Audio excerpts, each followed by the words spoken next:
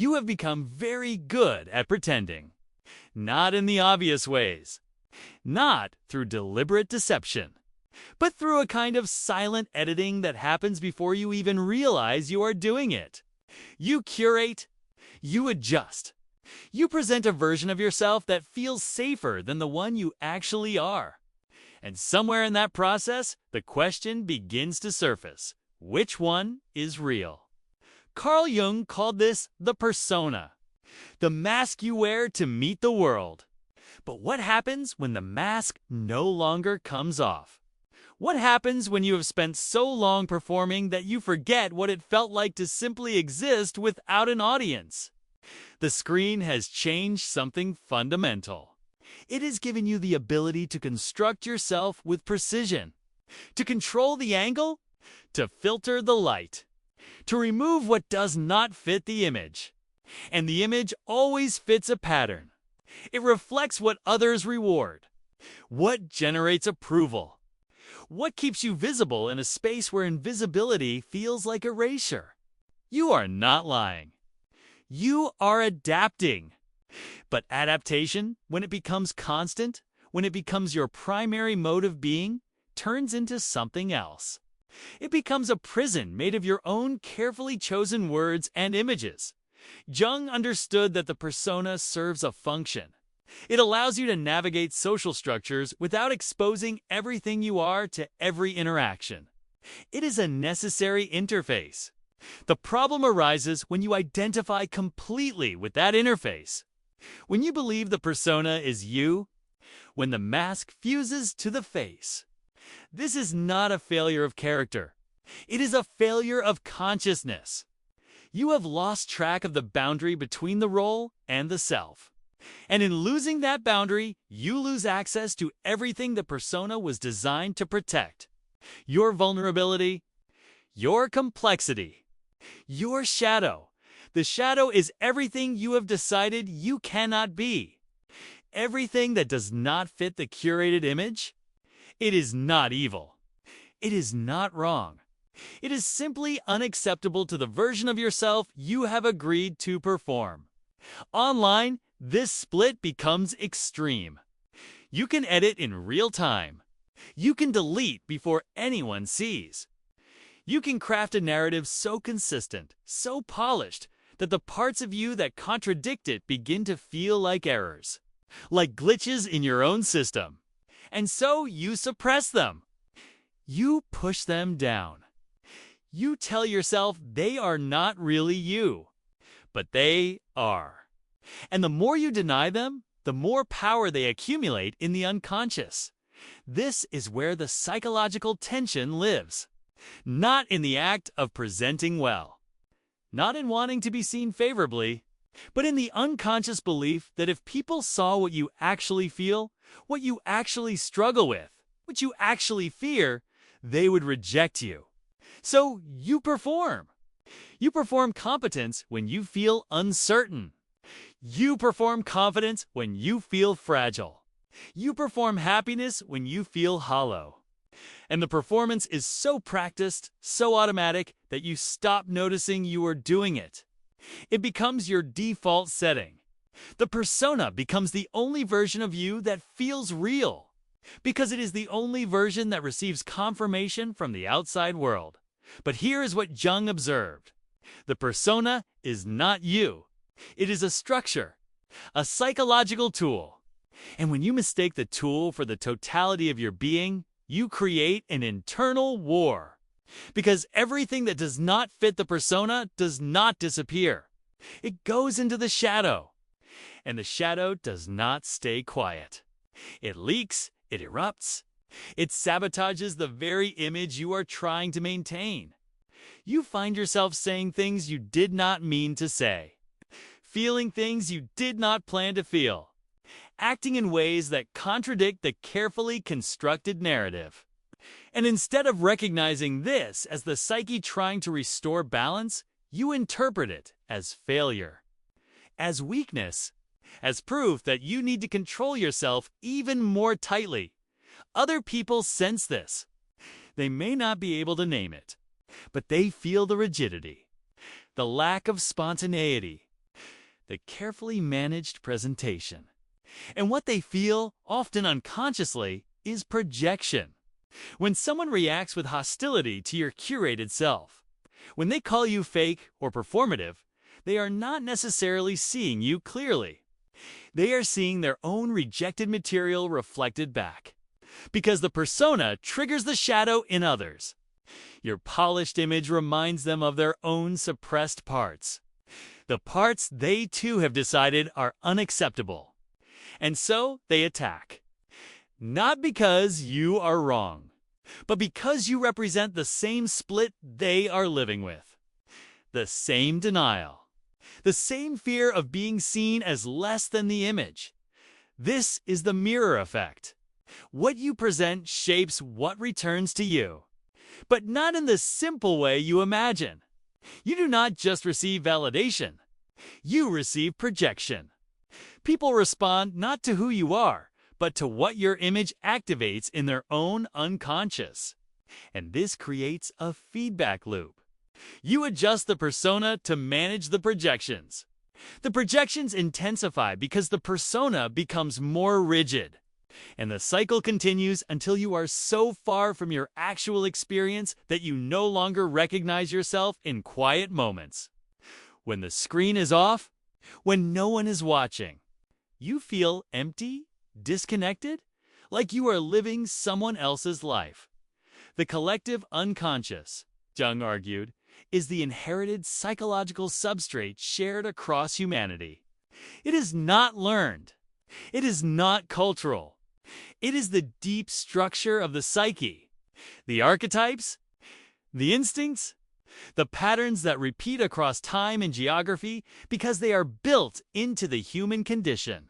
And in the age of hyperconnectivity, this collective layer does not disappear. It amplifies. Because the online space is not a separate reality. It is an extension of the psyche. And when millions of people participate in the same symbolic structures, the same rituals of display and approval, the same patterns of identification and projection, they are engaging the collective unconscious at scale.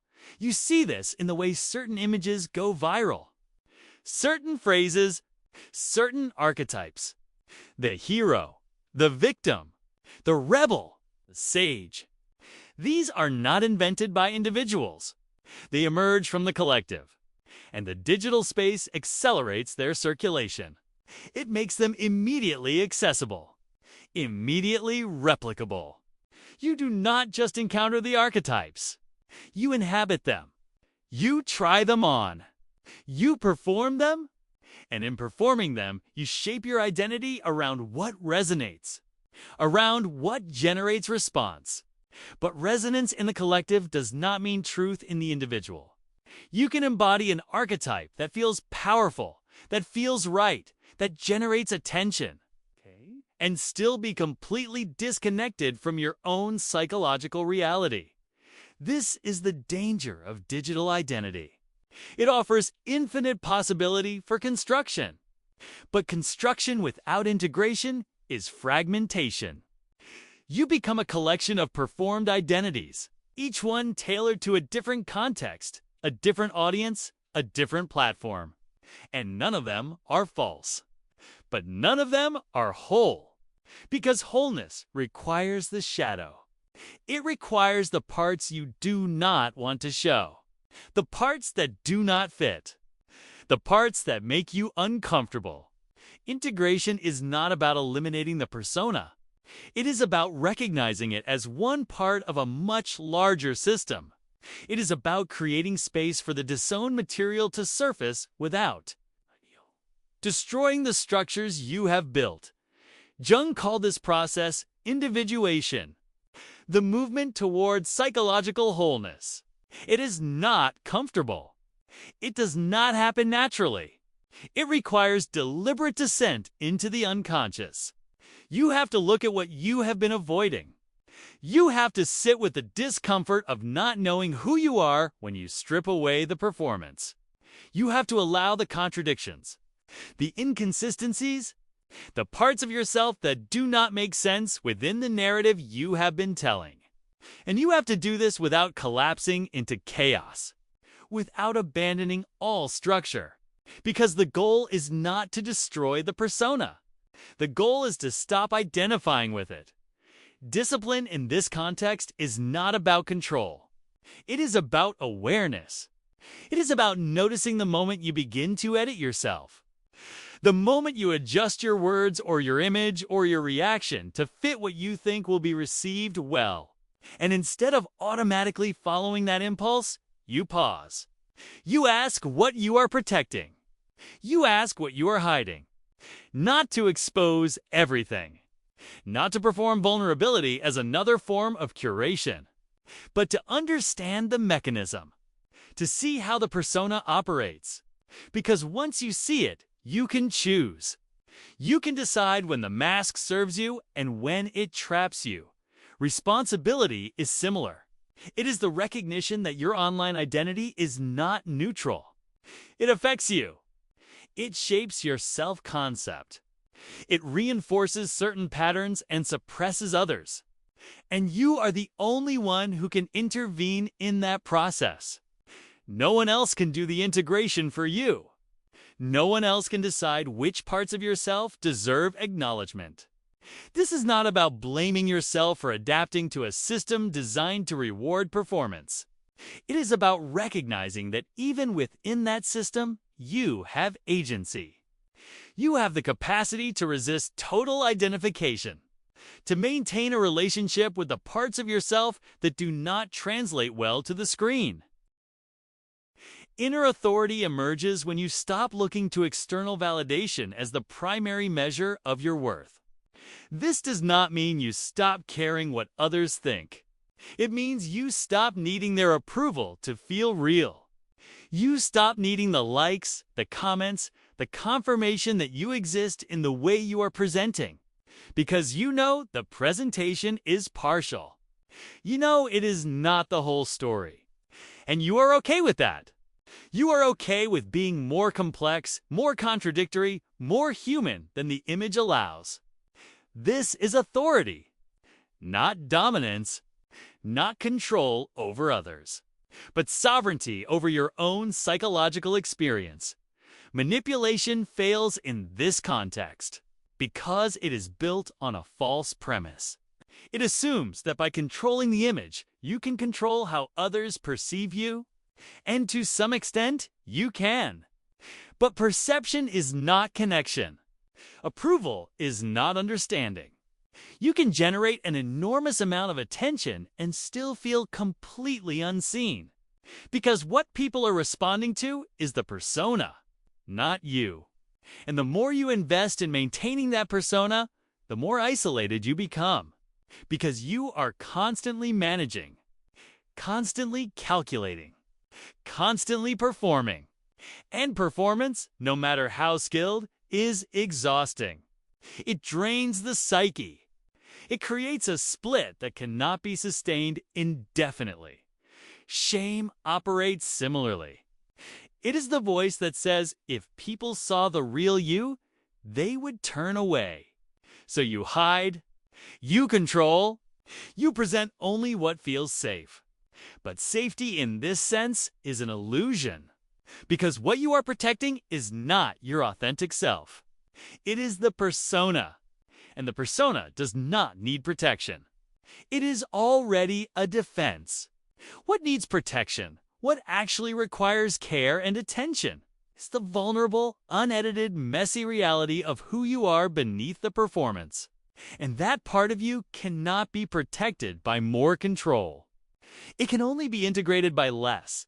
Silence becomes powerful when you understand this. Not the silence of suppression. Not the silence of hiding. But the silence of refusal to perform. The silence of stepping back from the constant demand to present, to explain, to justify your existence through content. This is not withdrawal. It is discernment. It is the recognition that not every thought needs to be shared. Not every experience needs to be documented. Not every part of you needs to be made visible to an audience. And in that silence, In that refusal to constantly produce yourself as a commodity, you create space. Space for the unconscious to surface. Space for the parts of you that cannot be curated to exist without shame. The people who react negatively to this are often the ones most identified with their own personas. They interpret your silence as judgment, as rejection, as superiority, because they have equated visibility with value. And your refusal to constantly perform threatens that equation. It suggests that there is another way to exist, a way that does not require constant display. And that possibility, if they allow themselves to consider it, would require them to question their own patterns, their own relationship to the persona, their own identification with the image. So they attack, they project, they accuse you of the very thing they fear in themselves: inauthenticity, pretension, disconnection. But this is not your problem to solve. Integration is individual work. You cannot do it for someone else. You cannot force someone to see the split between their persona and their shadow. You can only do that work yourself. And when you do, when you begin to recognize the parts of yourself you have been disowning, something shifts. The performance loses its urgency. The need for constant validation diminishes. Not because you stop caring about connection, but because you realize that real connection requires more than a polished image. It requires vulnerability. It requires contradiction. It requires the willingness to be seen as imperfect. This is where Jung's insight becomes practical. The persona is not the enemy. It is a necessary part of psychological life. But it must be balanced. It must be conscious. It must be held lightly enough that it does not eclipse everything else. And the shadow, the disowned material, must be given space. Not acted out, not inflicted on others, but acknowledged, integrated, brought into relationship with the conscious self so that you are no longer fragmented into acceptable and unacceptable parts, so that you are no longer performing wholeness while experiencing division. The online space will not change. It will continue to reward curation. It will continue to amplify the persona. It will continue to create conditions where performance feels mandatory. But you can change your relationship to it. You can use it without being used by it. You can present yourself without losing yourself. And you can do this through the simple, difficult practice of noticing.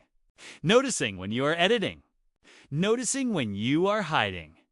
Noticing when you are performing. And instead of judging that, instead of trying to stop it through force or shame, you bring awareness to it. You see it for what it is. A defense, a strategy, a way of managing fear, and when you see it clearly, when you understand the mechanism, you gain choice. You can decide when the persona serves you, when it allows you to function in social spaces without exposing yourself unnecessarily. And you can decide when it traps you, when it prevents real connection, when it keeps you locked in a performance that exhausts you. This is not about achieving perfect authenticity. There is no such thing. You are always in relationship with context, always adapting, always presenting some version of yourself that is shaped by the situation. But the difference is consciousness.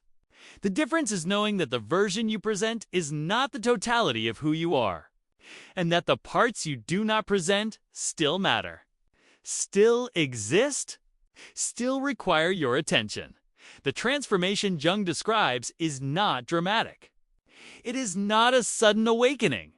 It is a slow, steady process of differentiation, of learning to distinguish between the role and the self, between the mask and the face, between the image and the reality. And in that process, something essential is recovered.